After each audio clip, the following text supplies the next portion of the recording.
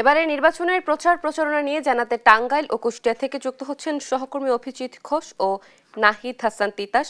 প্রথমেই চলে যাচ্ছি টাঙ্গাইলে, সেখানে রয়েছেন সহকর্মী অভিজিৎ নিশ্চয়ই শুনতে পাচ্ছেন আমাকে।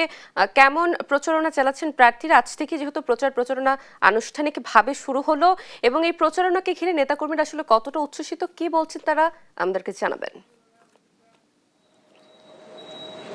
জি অতীশী, আপনি জানেন যে আগামীকালকে যে প্রতীক বরাদ্দ হয়েছে, সেই প্রতীক বরাদ্দের পরেই কিন্তু নেতাকর্মীদের মধ্যে যারা প্রার্থী রয়েছে তাদের মধ্যে কিন্তু আনন্দ বিরাজ করছে, উৎসাহ বিরাজ করছে। এবং আপনি জানেন যে আসলে প্রতীক বরাদ্দের অপেক্ষায় ছিল না, প্রতীক বরাদ্দের আগেই প্রার্থীরা এবং নেতাকর্মীরা স্ব এলাকাতে তারা প্রচারণা চালিয়েছে, যারা দলীয় মনোনয়ন পেয়েছে তারা, এবং পাশাপাশি অন্য যারা প্রার্থী রয়েছে তারাও তাদের মতো করে প্রচারণা চালিয়েছে। এবং গতকালকে এই প্রতীক বরাদ্দ হওয়ার পরেই মূলত এই নেতাকর্মীরা উচ্ছ্বাসিত এবং গতকালকে থেকে তারা প্রচারণা নেমেছেন। এবং আমি যে এলাকাটি রয়েছি এটি হচ্ছে টাঙ্গাইল 2 আসন ভুয়াপুরে, এবং এইখানে আসলে এই এখন পর্যন্ত নেতাকর্মীদের প্রচারণা না দেখতে পারলেও টাঙ্গাইল 5-এর যিনি প্রার্থী রয়েছেন বিএনপির কেন্দ্রীয় প্রচার সম্পাদক সুলতান সালাউদ্দিন টুকু, তিনি সকাল থেকেই প্রচারণায় শুরু করেছেন। এবং এই যে টাঙ্গাইলের 8টি আসনের যে প্রার্থীরা রয়েছেন তারা বলছেন যে এই যে প্রচারণা আজকে থেকে যেহেতু শুরু হবে, এবং আরেকটি বিষয় হচ্ছে যে নির্বাচনী প্রচারণা এবার যেহেতু পোস্টার নিষিদ্ধ রয়েছে,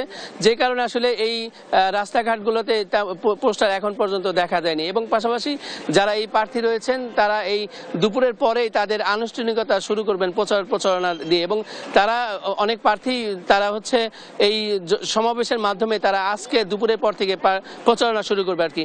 এই ছিল টাঙ্গাইলের প্রচারণা নিয়ে আমার কাছে সর্বশেষ। আমরা এখন চলে যাব কুষ্টিয়াতে, সেখানে রয়েছেন আমাদের সহকর্মী তিতাস জানাবেন সেখানে প্রচারণা নিয়ে কি তথ্য রয়েছে আপনার কাছে।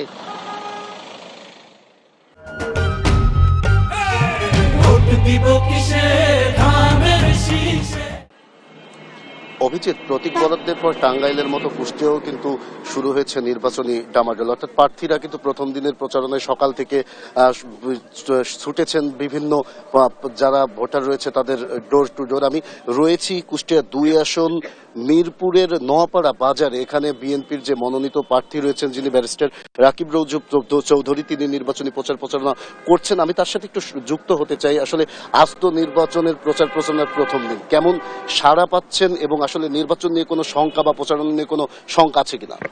নির্বাচন কমিশনের শিডিউল অনুযায়ী আজকেই নির্বাচনের আনুষ্ঠানিক যে নির্বাচনী প্রচারণা তা শুরু হয়েছে। আমরা এখানে একটি বাজারে নির্বাচনী প্রচারণা শুরু করেছি, এবং পাশে একটি মাদ্রাসায় আমরা দোয়া মাহফিলের মাধ্যম দিয়ে আমরা আসলে মূলত এই নির্বাচনী প্রক্রিয়া শুরু করতে যাচ্ছি। এখানে জনগণের স্বতঃস্ফূর্ত সাড়া রয়েছে। বাংলাদেশ জাতীয়তাবাদী দল ধানের শীষের পক্ষে। আমি এলাকার সন্তান, আমি বিশ্বাস করি যে জনগণ দীর্ঘ 17 বছর ভোট দিতে পারেনি, সে কারণে জনগণ উদ্গ্রীব হয়ে আছে ভোট দেওয়ার জন্য। ভোটের আমেজ যথেষ্ট রয়েছে, এবং আমি বিশ্বাস করি যে ধানের শীষের পক্ষেই জনগণ থাকবে বলে আমার প্রত্যাশা রয়েছে।